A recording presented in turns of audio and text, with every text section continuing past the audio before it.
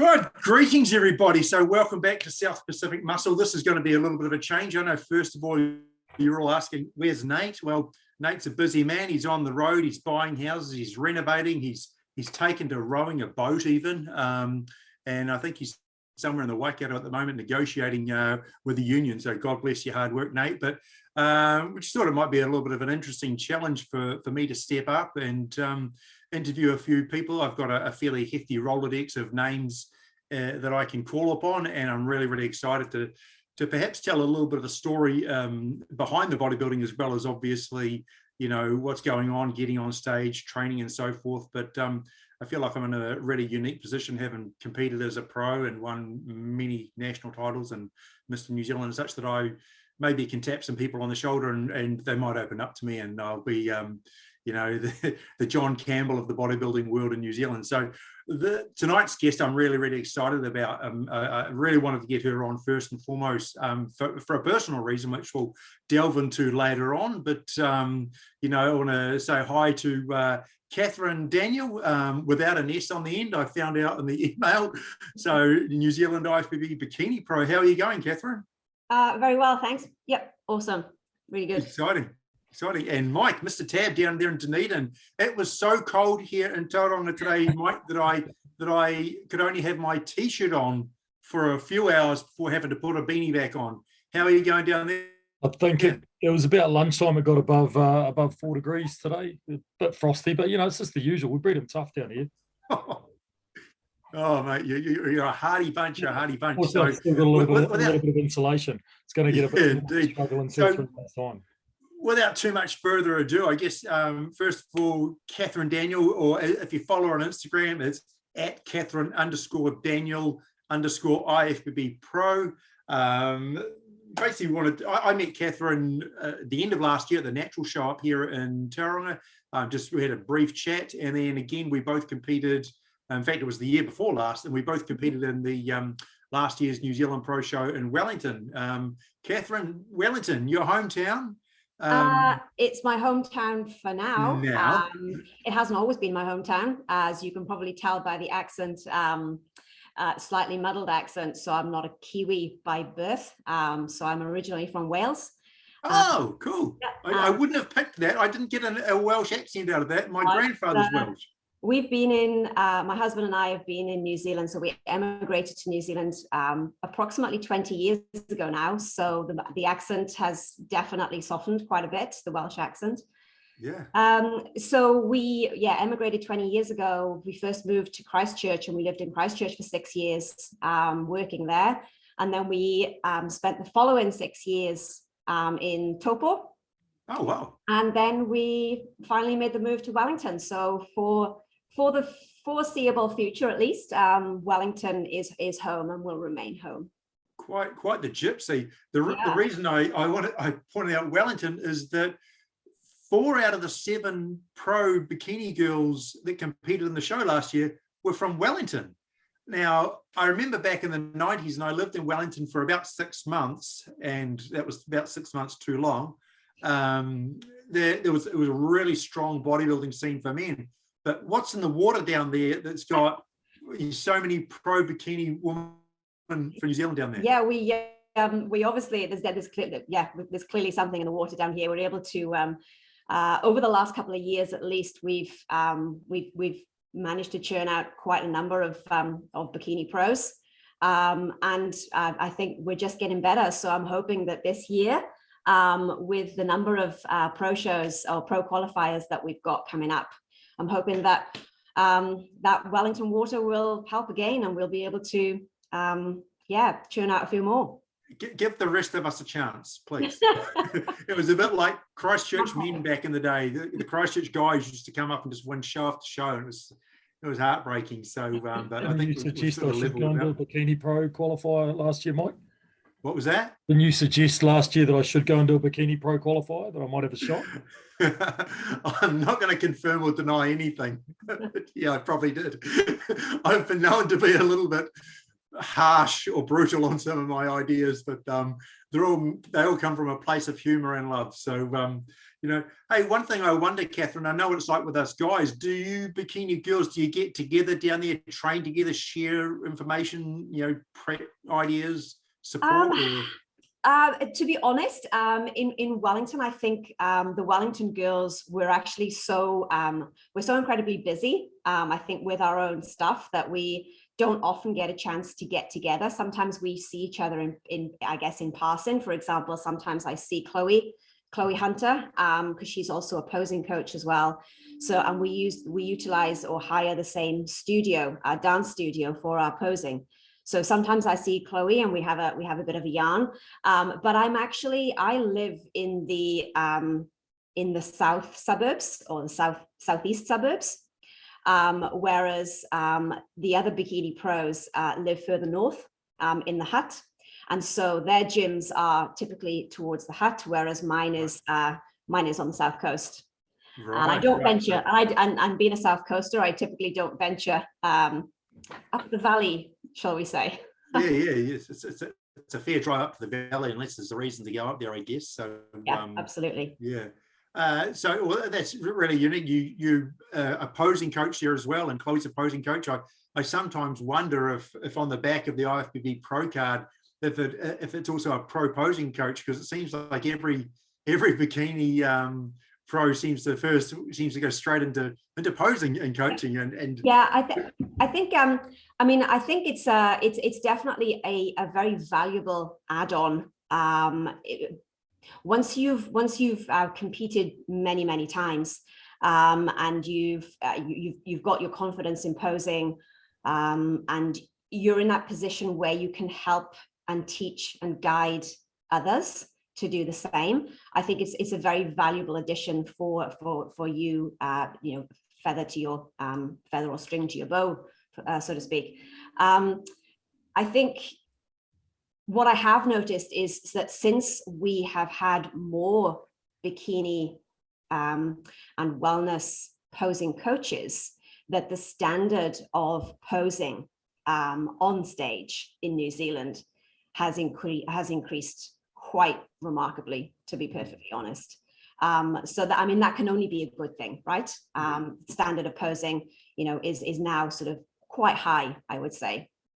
And from I guess a lay point of view, it's been 11 years since I sat at a judging table.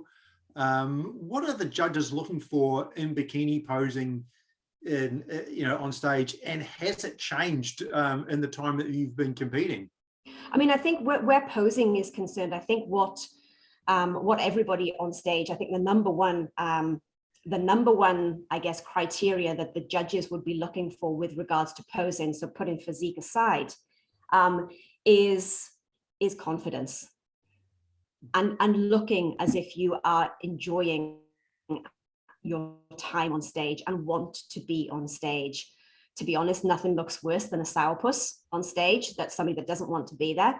So I think as long as you display a level of confidence in what you're doing on stage, I think you can't go wrong. And I think first and foremost, that is what the judges are looking for, is for that confidence, but also that enjoyment whilst you're on stage.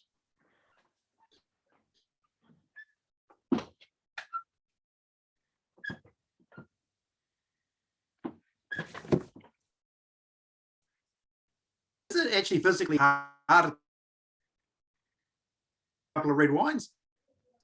It's been a long while since I've been on the town with a couple of red wines, I've got to say.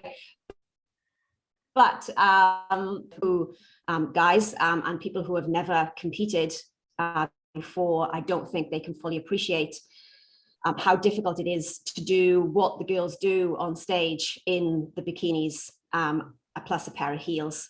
So it's not just learning your routine. It's learning to execute your routine with confidence and panache and fluidity, and be able to walk in front of an auditorium or a theater of 1,000 people or so. It's hard, and yeah, I think a lot of people a lot of people underestimate how hard it is. And I think when females first begin that journey of learning to pose, I think it takes them, I think they're quite taken aback, to be honest, when they begin their posing, how hard it actually is to do. It's not as simple as just walking down the street in a pair of heels. I guess the perception is you're just standing there or walking there, but it's like, and we've been walking all of our lives. I remember in Wellington coming up after being pumped up and standing on the side and watching you girls doing your walk. And it was funny because when you turn and walk to the back, it's not a glamorous face of confidence at that point, because the judges aren't seeing the focus. Everyone was like, and there's a real, like, I must walk like it's like a panther the way you guys move. And there was just so much focus and attention. Whereas when we guys do it, when we turn back on, our faces are like this. And there's just spit and everything. We're just, because nobody can see it, but we're killing ourselves. But you guys were just like, it was like you were trying to diffuse a bomb. The focus was really, really intense. Particularly if you guys are standing on the side stage and you can see, whilst you can see the bikini girls who are in the middle of their comparison round, walking to the back. Walking to the back is probably one of the hardest parts of the routine to execute. It's the point at which the judges will have their steely eyes, their steely gaze on glutes and hamstrings to see what happens to them when we walk. I know back when I judged, we were looking for that little line under the glute, because it was a point of splitting hairs, and because you all have such long hair that we can't really see your backs too much, see a little bit of shoulders. So we're looking at the line under the glutes. That was really the only point of difference. What are you thinking about when you're walking back? What's going through your mind? What goes through my mind is a number of things. Walk lightly. So the one thing that you can't do is, I guess, clomp or walk heavily across the back of the stage. Any heaviness through the feet will carry up through the backs of the legs into the glutes. It will reverberate through the glutes. And you're trying to minimize as much movement of the glutes or jiggle of the glutes as you possibly can muster. So tread lightly. And I think the main thing for me when I'm walking to the backstage, is glutes high, glutes high, glutes high. And the way I think about that is I always think about two pieces of string attached to either side of my sacrum, the top of my glutes, and they're pulling me up to the ceiling. So you're actually flexing them as you walk, or you're just no, definitely. You don't want to flex them. You certainly don't want to squeeze them. Nothing looks worse, in my opinion, than a set of squeezed glutes in a back pose.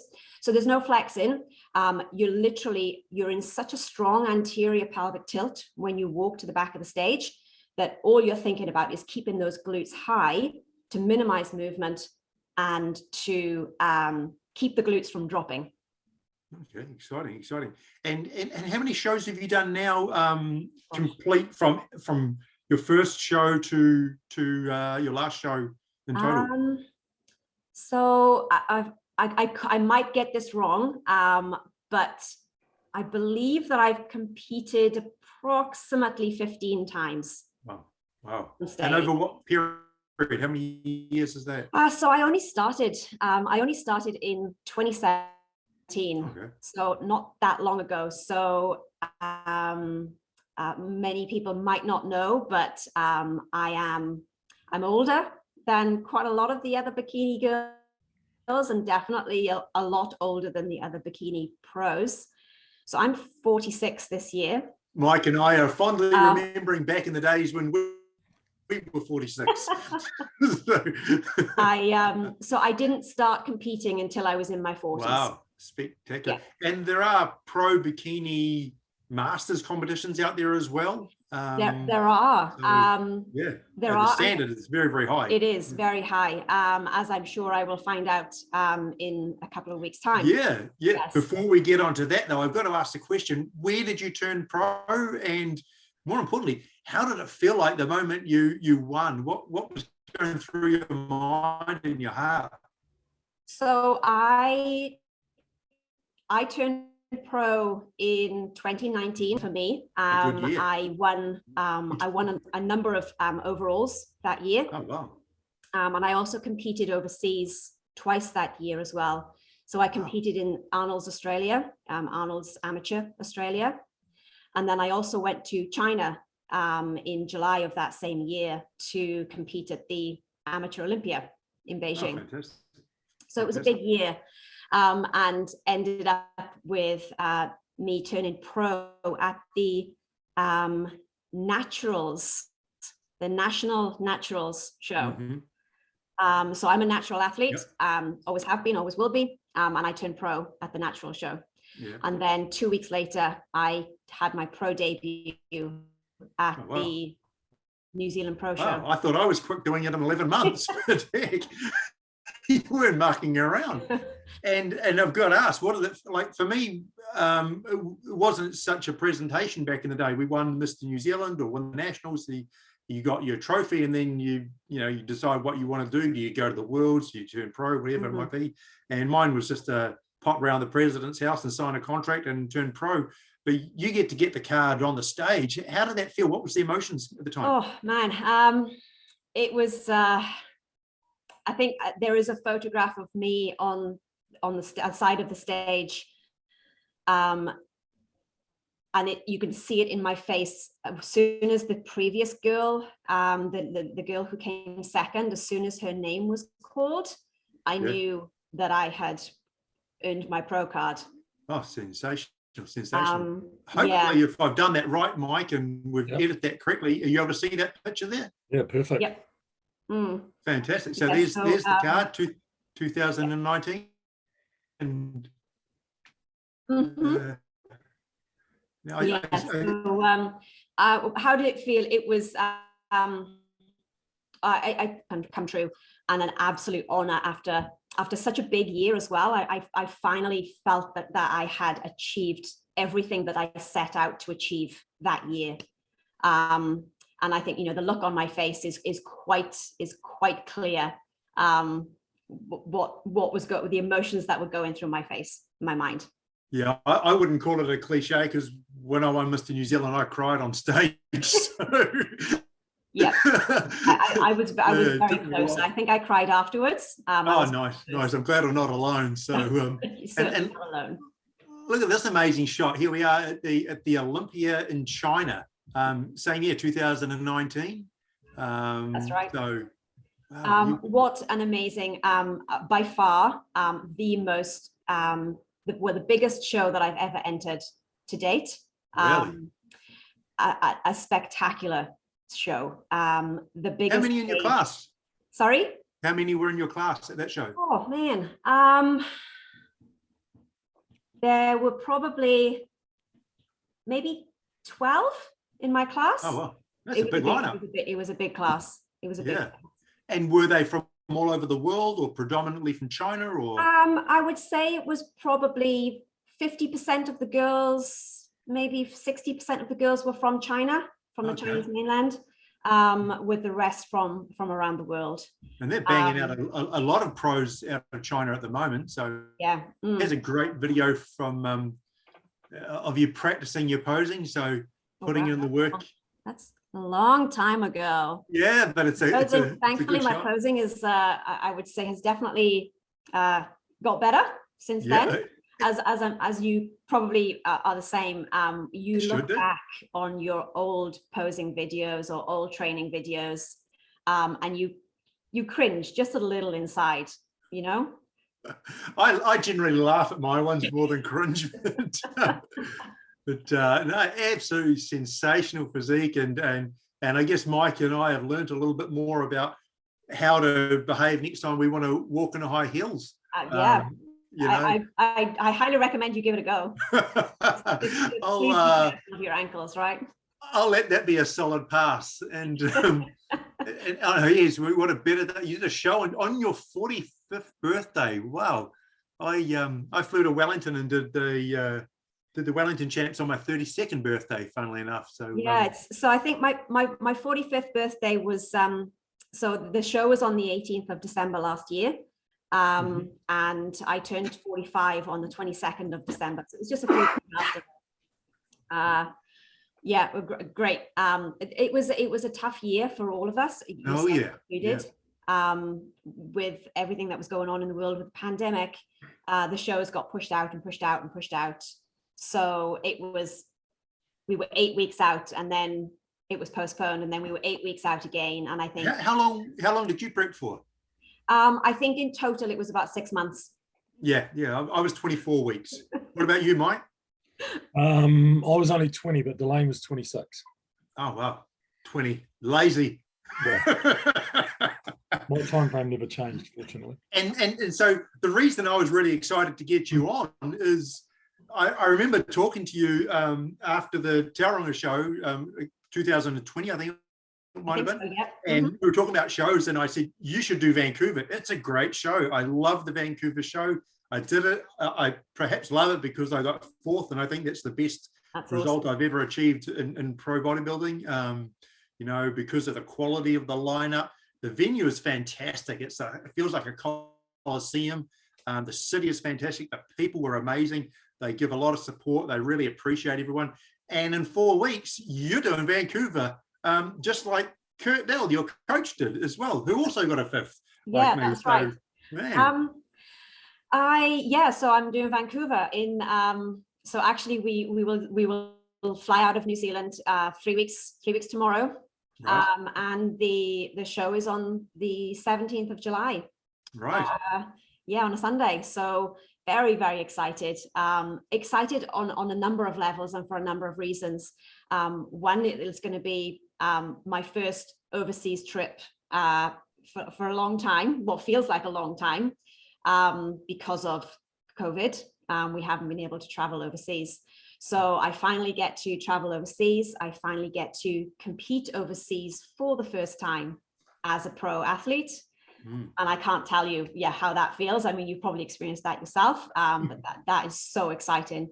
And then after the show, I get to fly back to the UK and spend 2 weeks with my family in the UK. You're not doing a show in the UK afterwards as well? No. Fair enough. We did think about whether we should try and tie in with other shows, or maybe I should do a second show, but the timing just didn't work out, unfortunately. But Vancouver is enough for me. I recall after I did so well, and I spoke to my wife, and she said, "What's next?" I said, "I'm coming home." She goes, "Is there anything else you can do?" I said, "Well, there's Portugal next week," and she goes, "Do it." And I went, "Nah, I really want to come home and go and have a date with you instead." So I forego visiting Portugal and continuing to come home. But I'd been away 18 days on my own at that point. Haven't done Chicago and Vancouver. Great venue. I'm really excited to see. You're the first New Zealand pro to compete post-COVID. So it's really exciting. The first New Zealand female to compete in Vancouver. Yep. So that's really, it's just been me, Kurt, and Tom. Yeah. I really, really hope you have as great a time as I did. And I don't mean just with the placing, but I just mean the enjoyment of the place, the people. If you get to go to West Coast Iron, say hi to Big Ron. He's a great guy. They might get you to sign the pro wall as they asked me to. It's got a great couch. I even had a few naps there, I'll be honest. Wow. Yeah, I loved it. Tell us, I guess, this is the point of the interview where I'd like to hand over to Mike, who's got the sports science degree, to ask you a little bit more about training than just a lunkhead like me. So Mr. Tab, tell us, what are your thoughts on bikini? And because you live with the Miss Universe, so you must see and hear it. You must have some really good ideas. Well, I was just going to kind of divert a little bit. I did a bit of an Insta stalk today, and when it said that you started working as a geologist in 2002, I went, well, she's not in her 20s, is she? So because you brought up your age, I feel I can speak about it. I wasn't going to. Of course you can speak about it. My wife is. I've got to get this right. She's coming up 45, and she's going for her pro card and figure this year. And she said, "I think this is my last shot. I don't want to be one of those old woman bodybuilders with the saggy skin." So is there anything you do, or is anything any tips you can give her at keeping the skin tight, or keeping that youthful look? Do you know what? I wish that I had this wonderful secret that I could share with people, but I think make money off. Yeah, it is part of aging. I have noticed that that certain parts of the body, particularly around my belly, whilst I can get lean, the skin doesn't seem to want to tighten, maybe as much as it did when I was in my 20s. So unfortunately, no trade secrets on how to keep things nice and tight, particularly skin. Obviously, having a base of muscle is definitely going to help there, but where skin's concerned, unfortunately not. Oh, well, she'll just have to muddle through, and maybe this will be the last time around for us both. So give us a little bit of just a really quick background. What sports did you play when you were young? What sort of athletics or background did you have when you were pre-bodybuilding? Yeah. So I played a lot of sports. So like most people, I played a lot of sports in school, and any sport and every sport I was always game for, to give it a crack. But from a very early age, I guess showed a level of proficiency in two sports. So one of them was gymnastics, and the other was athletics. So from about the age of about 5 or 6 until the age of 16, I did gymnastics, and then I kind of tied in the two. I kind of sort of did athletics, sort of overlapped with that from about the age of maybe 9 until 16, 17. So what event in athletics were you most proficient in? 100-meter sprint, pretty damn fast on the feet. So yeah. Me too. So I was a sprinter. Yeah. That's where you get the glutes from, right? Maybe. I think if Maybe they were already there, yeah, from the athletics. Yeah. I think if you wanted to design a superior athlete for bodybuilding, you might pick something like gymnastics to have good functional strength all over. You might pick someone who had a lot of fast twitch fibers, who was a good sprinter, and it probably kind of go a long way to sort of creating a good base for bodybuilding. So yeah, I think you're a bit of a cliche in that respect, and most of the top bodybuilders we speak about had a similar sort of background of some description. Yeah. And so the transition into bodybuilding, when did you decide you wanted to sort of take up competitive bikini? Yeah, so I mean, I obviously there's a massive gap between the ages of 16 when I finished competing in gymnastics and athletics, and 40 when I decided I wanted to compete.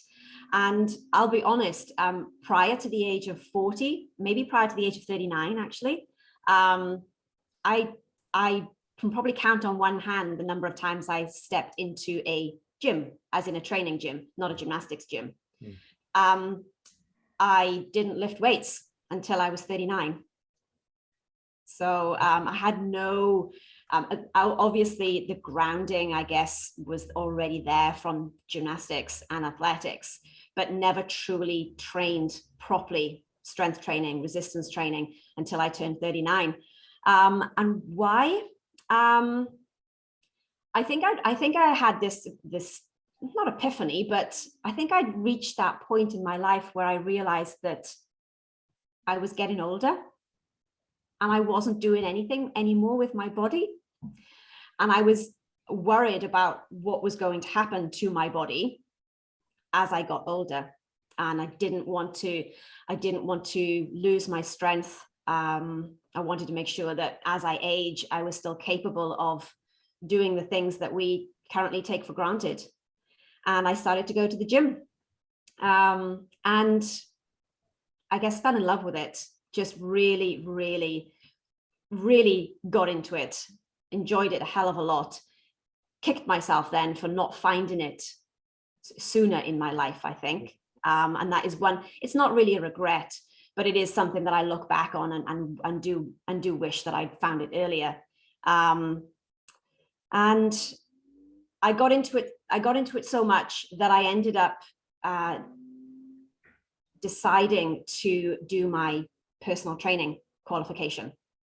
So I was working my previous full-time job, my previous career as a geologist. So I was working as a geologist and doing night school to be a personal trainer.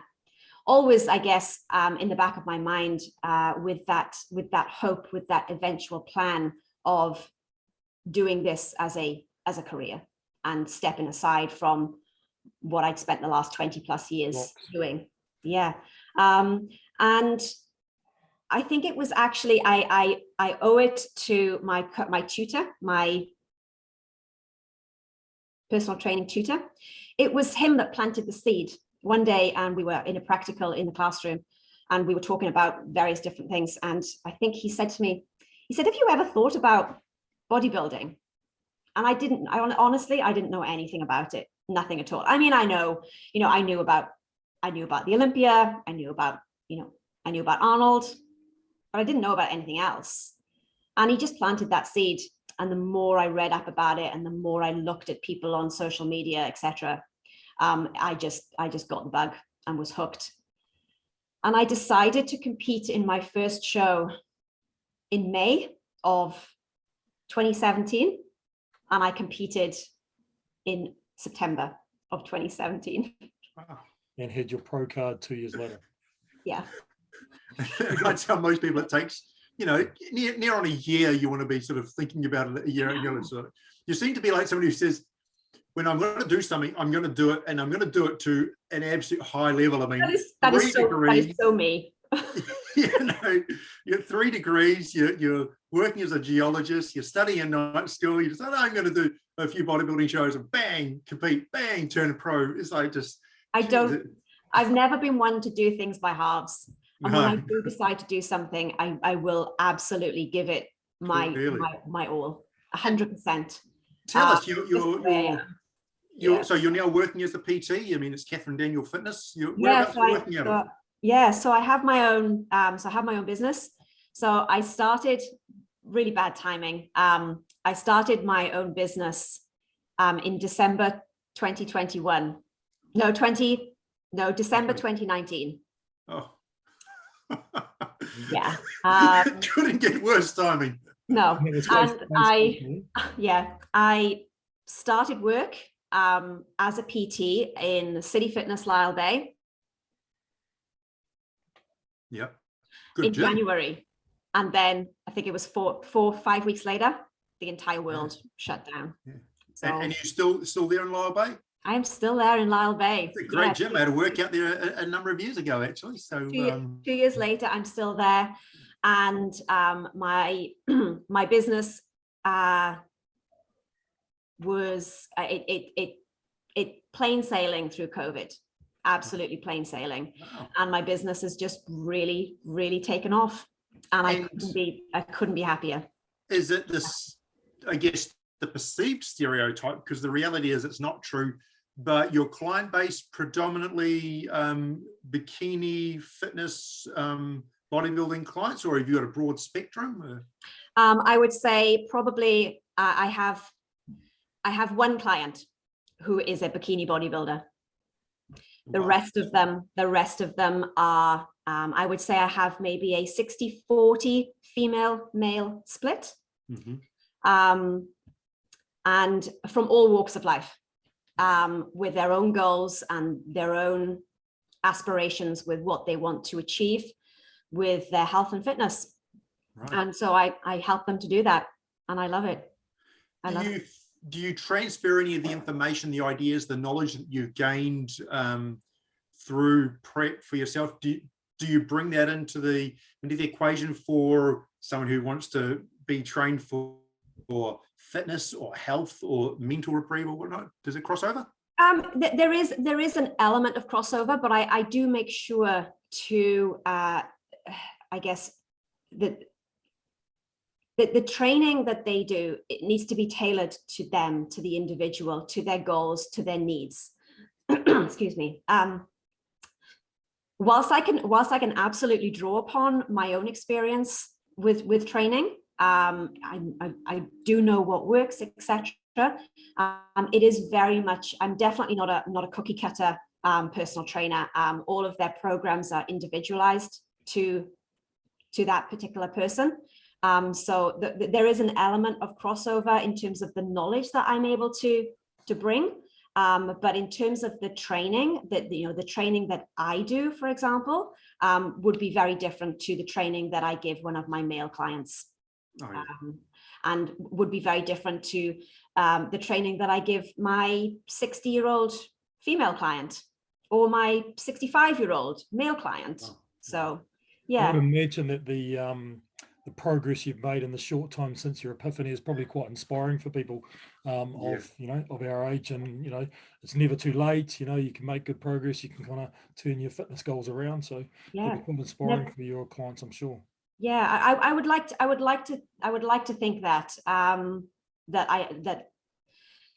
that they could look at me and realize that age is not necessarily a barrier, and that you shouldn't hold yourself back by thinking that, oh, I'm past that point now. I can't possibly change, or I won't make a difference in my life if I start this late.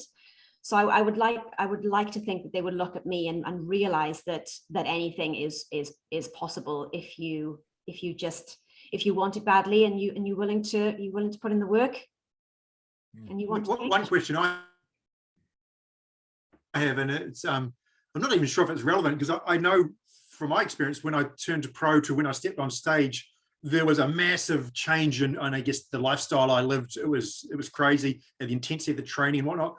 Your period from turning pro to competing was a nanosecond. But I guess subsequent to that, has there been any change to your training style, your lifestyle, what you go about on a day-to-day basis since you've turned pro? Has there been a switch flipped in you to what you're doing before, when you were competing in the amateurs?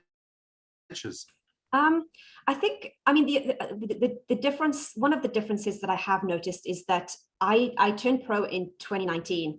And then I started my business at the end of 2019. So I started my own fitness business, of course. For punishment. And so now I'm very much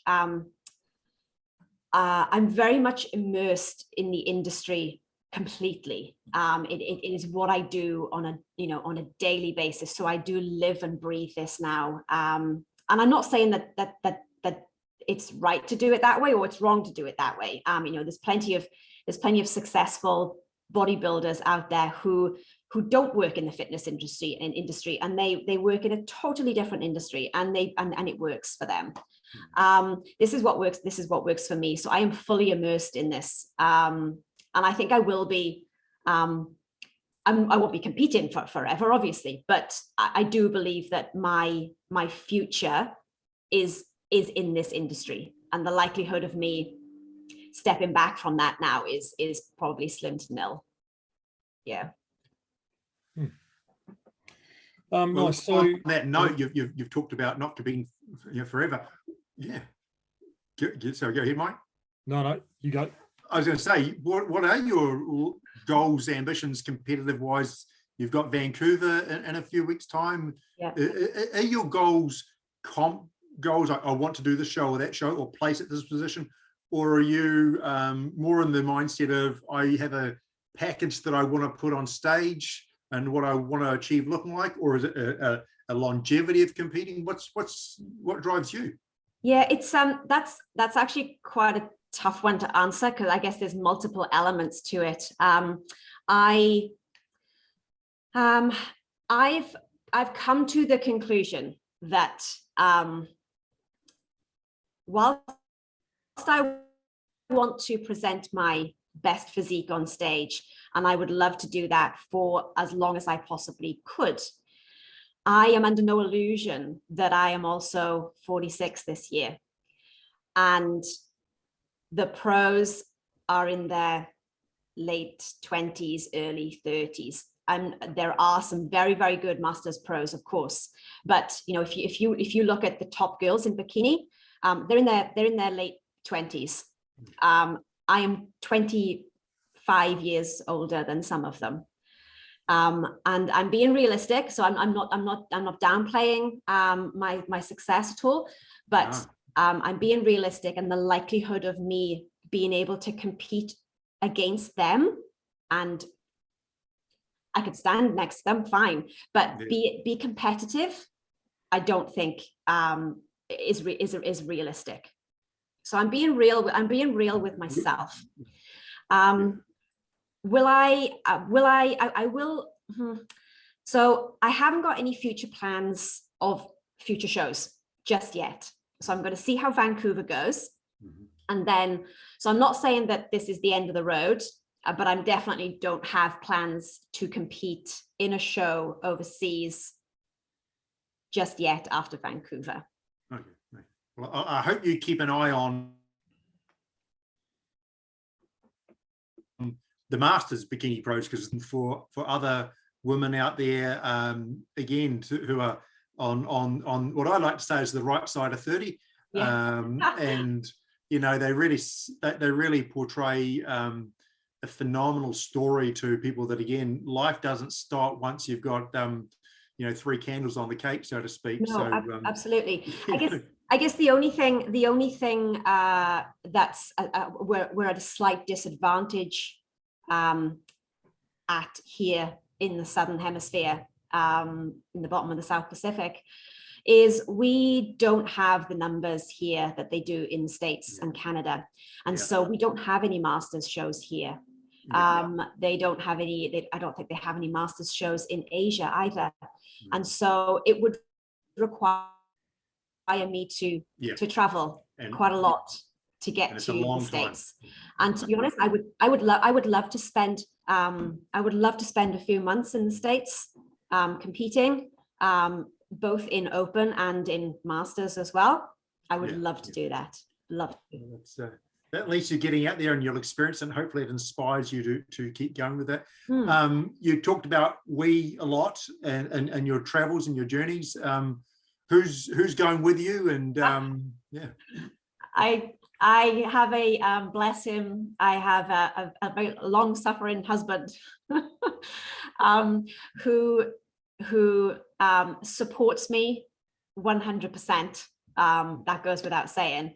But I will be honest, it's not his biggest area of interest, the whole bodybuilding life. It's a team sport. So he, as I said, he supports me no end. He comes to all of my shows, and yeah, he's just the biggest rock for me when I'm competing. But he is not. He doesn't partake in any of the industry himself. Does he train? No. Oh, wow.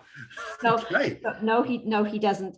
He's one of those slightly annoying people who would be able to just go out and run a marathon tomorrow with no training.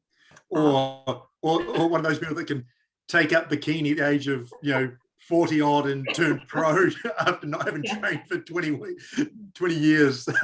One of those people, No, my husband's he's in the aviation industry. He's a helicopter pilot. Wow. And that's his love. Oh, wow. His love is flying. So wonderful. And who helps you with your training, your prep? Do you do it all on your own? Is it So no, I have a coach. I am coached by Kurt Dell of Team Next Level. Kurt has been my coach now for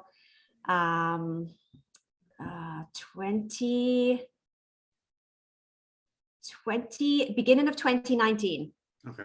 So yeah, so I've been with Kurt for quite some time now, and he's the absolute best.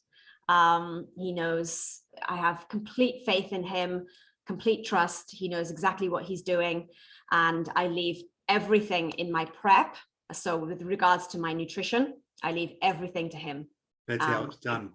I don't want to think about it. I just do as I'm told. A good segue from that is that Kurt is now moved to the Gold Coast and working towards his becoming a doctor. Yes. An interesting subject for us to raise at this point is that end of last year, I remember on your Insta stories, you had an issue with a lump in your breast. Can you tell us what you went through? Was it something, a couple of guys here who don't really know much about that end of the business, and how that's affected you and what the outcomes are? So yeah, it was at the beginning of December. that I noticed. I was lying in bed one night. So bearing in mind that this was the beginning of December, the show was on the 18th of December. So I was pretty lean at this point. So getting quite stage lean. So I was in bed and I found a lump in just beneath my right breast. I would say it was large. It was larger than a pea-sized, so a bit larger than that. So not only could I feel it, but when I had a look, it was actually visible as well. Of course, with my low body fat levels, thankfully it made it very visible. So it wasn't cushioned or hidden by any fat layers. So of course, I think as other women or other males who have experienced finding a lump, total horror and just so incredibly scared of what the hell this thing was. So I wasted absolutely no time, and I was on the phone to my GP at 8 o'clock the following morning. And I saw them that day. Yeah, I know. I definitely was not going to waste any time. Yeah. And it all happened very, very quickly. So I was referred to a specialist at the breast center here in Wellington within a few days, and I ended up having a biopsy. So I had a mammogram and a biopsy. So I just want to also stress there that I was just below the age. I hadn't quite turned 45 yet. Now in New Zealand at age 45, you're eligible for your mammograms to begin. So I was just before that. So I'd never had a mammogram either. So I had a mammogram and I had a biopsy, and that went off to the laboratory, got tested, and thankfully, it came back as a benign cyst. Oh, okay. Yeah. They don't know what caused it. I don't know what caused it either. Just as a note, it's actually completely gone. There is no lump there anymore. So they do believe, the surgeon believed that it might have been caused by some sort of trauma, something hitting it. And the only thing that I could think of, I thought, how could I possibly hit that part of my body? What was I doing? And the only thing that I could think of were the dumbbells when I was doing bench pressing. Yeah, it was what came to my mind, was bench pressing. Yeah, so obviously, holding them here before I push up, and they're resting, 16 kilos, because I don't lift very heavy, but on my rib cage and beneath my breast. And so yeah, thankfully everything came back as benign, and I managed to get the results before I stepped on stage as well. Yeah. Which was a wonderful relief to receive that. The best present that I could ever ask for before Christmas, to be perfectly honest. It's good to have cortisol drop before a show than rising. And as a female bodybuilder, I guess a message you could put out there, if you could give us an understanding of the experience, because, as you said, most of the people competing in our industry are under that 45. What was that experience like, having a mammogram? As a bodybuilder, is it different? I mean, I don't know what the machinery situation is like. I think, mammograms, I think women of any shape and size will tell you that a mammogram is not the most comfortable thing to experience. You just imagine a certain body part that is mostly fatty tissue being squished between two plates with a reasonable amount of pressure. So it's definitely an uncomfortable procedure to have. But I cannot stress enough, I think, that if anybody, and this goes for males and females as well. So if you do find a lump that you clearly know should not be there, then go to your GP straight away. Waste no time in having it seen to and diagnosed as to what it is. We all know that these sorts of things, time is of the essence, and so it is just so important that you go and get these checked ASAP. So that's the sort of message that I want to get out from that is, just don't rest on your laurels and go and have it checked. Now, totally different subject, before we bring this all to a close, you're not just a bodybuilder, you're a geologist, you've got 3 degrees, you've got a background in gymnastics and athletics, starting a business, your husband's a helicopter pilot. What do you do outside of the gym to wind down? Do you ever switch off? Do you have anything else that you do? Do you go to the beach and look at rocks? Is that your hobby? I don't know. Do you know what? It is something that I will admit that I do struggle to do, and I do need to find, I do need to sit down and work out how I get a little bit more of a balance back in my life. As anybody who is a bodybuilder and who goes through a prep will tell you, that preps are very all-encompassing, and they're also very, very selfish as well. They need to be. You need to be selfish. If you're aiming to get on stage, you've got a goal. Nothing really should stand in your way of doing that. And so when you're in a prep, it's usually you give it your all. It's 100%. And it just seems like I have been on prep for so long, and I've lost the ability to have a little bit of balance in my life at the moment. And so I am looking forward to coming back from travels and trying to find what that balance looks like. I know it will definitely be spending a lot more time with my husband, doing things that we enjoy doing, going out for meals, going to the cinema, all of these kinds of things that, one, have been put on hold a lot because of COVID, but are also usually put on hold whilst you're in prep as well, because you typically don't go out and eat dinner at restaurants. So we do need to find that balance, I think, together in our lives again. Yeah.